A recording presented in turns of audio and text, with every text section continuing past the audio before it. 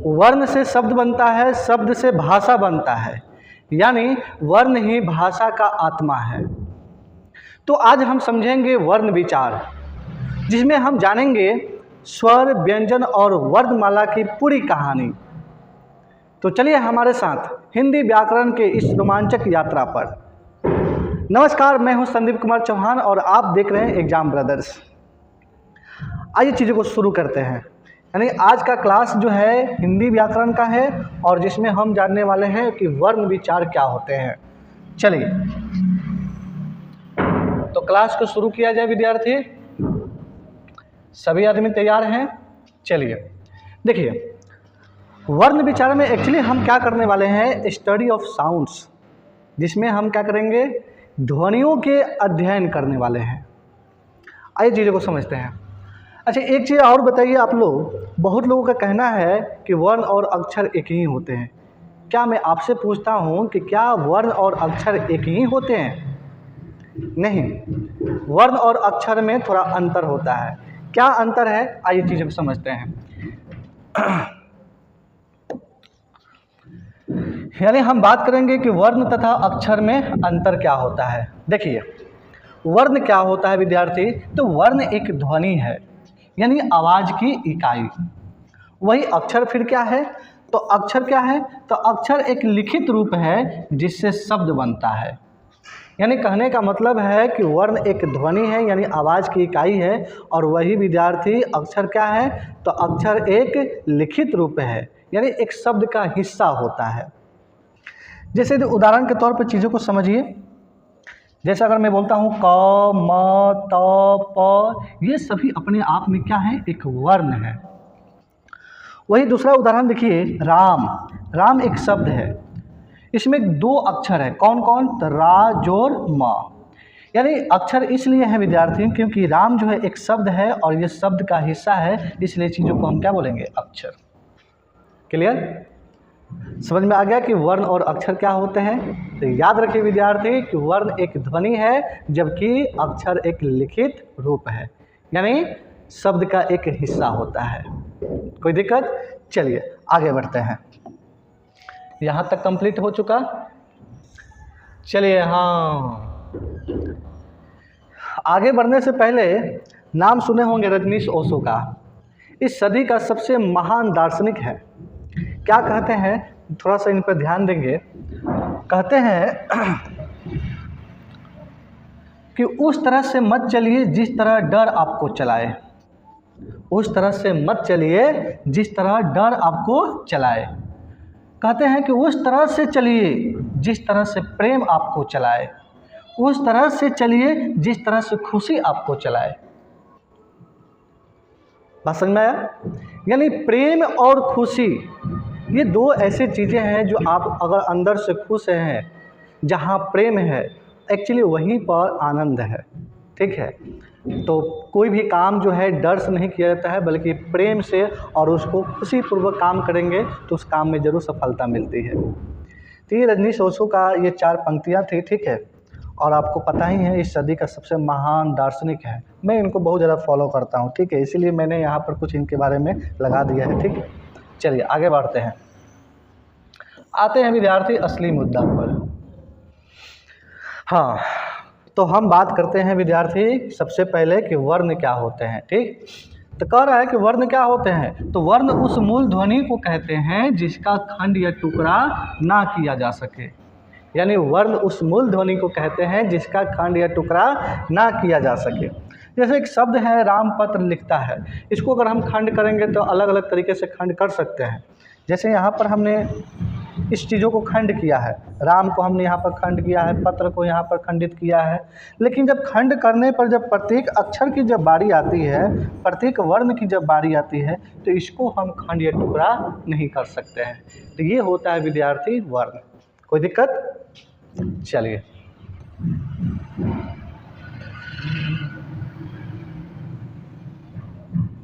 आइए आगे हम बात करते हैं विद्यार्थी कि वर्णमाला क्या होते हैं। जैसे कि आप जानते हैं सभी विद्यार्थी कि वर्णमाला को इंग्लिश में हम बोलते हैं अल्फ़ाबेट। वर्णमाला का अर्थ समझिए पहले। सबसे पहले तो आप समझिए कि वर्णमाला का अर्थ क्या है। शब्दार्थ के अनुसार अगर देखा जाए तो वर्ण का अर्थ क्या होता है, तो वर्ण का अर्थ होता है ध्वनि। क्या अर्थ होता है, ध्वनि, या हम बोल सकते हैं इसको अक्षर। और माला का मतलब तो सब कोई जानता है, माला का अर्थ क्या होता है, हार। हार का मतलब वही गले का हार, ठीक है, या हम बोल सकते हैं इसको क्रम। यानी हम कह सकते हैं इसलिए वर्णों की माला, यानी अर्थात वर्ण माला। जैसे आप सुने होंगे मोती माला, रुद्राक्ष की माला, उसी तरह से वर्ण माला यानी वर्णों की माला।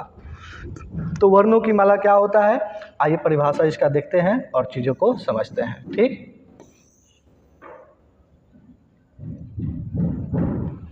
चलिए, परिभाषा क्या कहता है, किसी भाषा के सभी वर्णों यानी अक्षरों को जब एक निश्चित क्रम में रखा जाता है तो उस क्रम को वर्णमाला कहते हैं।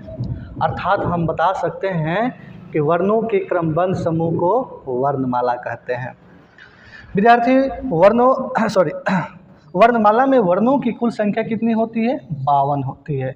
लेकिन वही बात की जाए कि वर्णमाला संख्या में कितनी होती है, 1 होती है। जैसे आप देखे होंगे विद्यार्थी, कोई भी माला जब हम तैयार करते हैं तो उसमें मोतियों की संख्या भले ही 50 होती है, 108 होती है, ठीक है, लेकिन माला में मोतियों की संख्या 108 हो सकती है, रुद्राक्ष की संख्या 108 हो सकती है। जब हम एक धागे की सहायता से गूंथ कर जब एक तैयार करते हैं माला, तो माला कितना तैयार होता है, 1। उसी प्रकार से विद्यार्थी, वर्णमाला में वर्णों की कुल संख्या 52 होती है, लेकिन एक्चुअली वर्णमाला कितने होते हैं, 1 होते हैं। परीक्षा में बहुत बार ये पूछ दिया है कि वर्णमाला कितने होते हैं। ऑप्शन में दिया रहता है 52, 2, 1, इनमें से कोई नहीं, इनमें से सभी। तो इस प्रकार से जब ऑप्शन दिया रहता है तो बहुत सारे विद्यार्थी उसमें क्या मार देते हैं, 52। लेकिन ये 52 क्या होते हैं, तो ये वर्णों की संख्या होती है 52। एक्चुअली वर्णमाला कितने होते हैं, 1 होते हैं प्यारे। कितने होते हैं, 1 होते हैं। कोई दिक्कत, चलिए आगे बढ़ा जाए।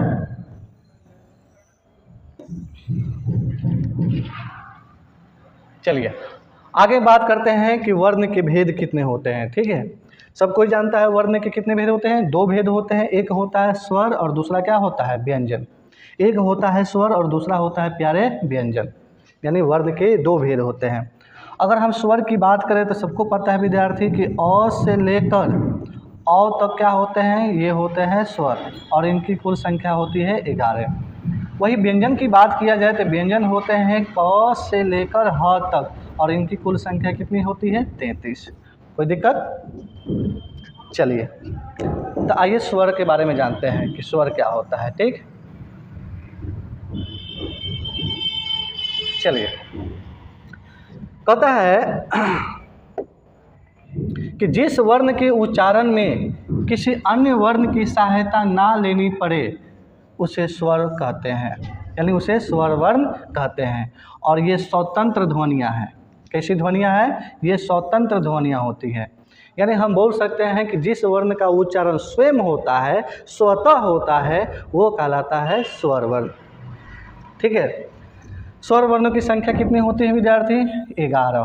कौन कौन होते हैं, तो अ से लेकर औ तक ये होते हैं विद्यार्थी स्वर। ठीक है, आइए आगे बात करते हैं कि उच्चारण की दृष्टि से स्वर के 3 भेद होते हैं।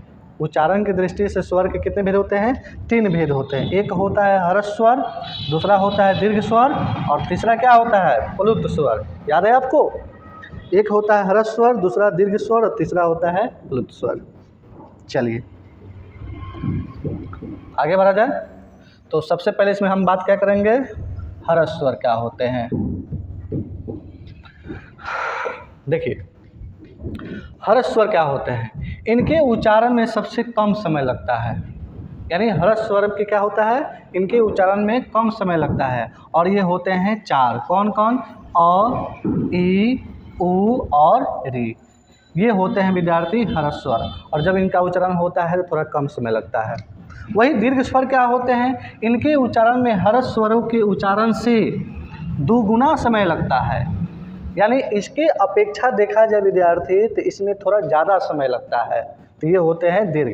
ठीक है, और ये कितने होते हैं, 7। कौन कौन होता है, आ, ई, उ, ए, ऐ, ओ, औ। ठीक है, अगर मैं आपसे पूछ दूं कि बताओ ई और ई में क्या अंतर है, इस ई में और इस ई में क्या अंतर है? तो प्यारे ये ई जो है ये ह्रस्व है और ये क्या है? दीर्घ है। क्यों? क्योंकि इसके उच्चारण में थोड़ा कम समय लगता है जबकि इसके उच्चारण में थोड़ा ज़्यादा समय लगता है। ठीक है, इसलिए ह्रस्व है और ये क्या है? दीर्घ। तो याद रखना है प्यारे कि ह्रस्व स्वर कितने होते हैं? 4 और दीर्घ स्वर कितने होते हैं? 7। कोई दिक्कत? चलिए आगे बढ़ा जाए। हाँ सर आगे बढ़ा जाए। चलिए तीसरा जो होता है वो होता है प्लुत स्वर। प्लुत स्वर में क्या होते हैं? हम बोल सकते हैं कि ह्रस्व स्वर और दीर्घ स्वर के अपेक्षा थोड़ा ज़्यादा समय लगता है, वो होता है प्लुत स्वर और इनका प्रयोग होता है किसी को पुकारने के लिए। ठीक है, वही दिया है कि ह्रस्व स्वर और दीर्घ स्वरों की अपेक्षा देखा जाए तो इसमें 3 गुना समय लगता है और 3 मात्राओं का ये क्या होता है? वक्त लगाता है, प्लुत कहलाता है और इसका प्रयोग किसी को पुकारने के लिए होता है और इसका चिन्ह जो होता है कुछ इस प्रकार से होता है, यानी ये अपने आप में एक ध्वनि का सिंबल है। ठीक है, आइए उदाहरण से समझते हैं कि प्लुत स्वर क्या होते हैं। देखिए, जैसे अगर मैं बोलता हूँ विद्यार्थी कि सुनो सुनो, और देखिए दिखाई दे रहा है ना, ये क्या है? ध्वनि का एक सिंबल है। सुनो किसी को पुकारने में यूज हो रहा है। ओम, राम, इस तरह के जो शब्द होते हैं, इस तरह के जो स्वर होते हैं वो होते हैं प्लुत स्वर और इसे त्रिमात्रिक स्वर भी कहा जाता है। याद रखना है, प्लुत स्वर को त्रिमात्रिक स्वर भी कहा जाता है। क्यों कहते हैं? क्योंकि ह्रस्व और दीर्घ स्वरों के मिश्रित उच्चारण को प्लुत माना जाता है। ठीक है, अच्छा एक और एग्जाम्पल देखिए, शायद आपको समझ में आ जाए। इसको यहाँ पर रखते हैं, नीचे दिखाई देगा इस तरह से। मुर्गे की बांग सुने होंगे। मुर्गा कैसे बोलता है? कुकरू कू, कुकरू कू। अब इस बांग में तीनों स्वर है। कैसे? देखिए, ये जो कू है क्या है? ये ह्रस्व स्वर है और ये जो रू जो दिखाई दे रहा है ये क्या है? दीर्घ है और ये जो कू ये जो दिखाई दे रहा है ये क्या है? प्लुत स्वर है। ठीक है, तब प्लुत से आशय ऐसा स्वर जिनमें 3 मात्रा का समय लगे उसे हम क्या कहते हैं? प्लुत स्वर कहते हैं। कोई दिक्कत? चलिए तो आगे बढ़ा जाए।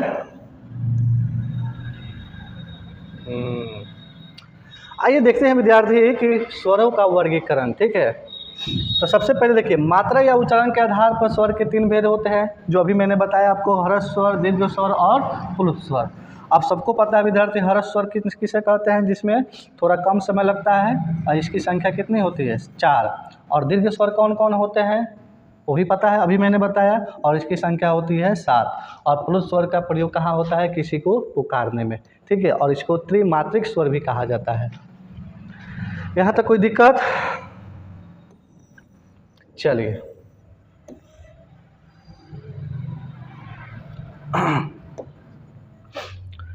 आगे देखिए, जीभ के आधार पर स्वर के 3 भेद होते हैं। जीभ के आधार पर स्वर के कितने भेद? 3 भेद होते हैं। कौन कौन होते हैं? तो एक होता है अग्र स्वर, दूसरा होता है मध्य स्वर और तीसरा होता है पश्च स्वर। अग्र स्वर क्या होते हैं प्यारे? तो जिस स्वर के उच्चारण में जीभ का अगला भाग काम करता है उसे अग्र स्वर कहते हैं। और ये कौन कौन होता है?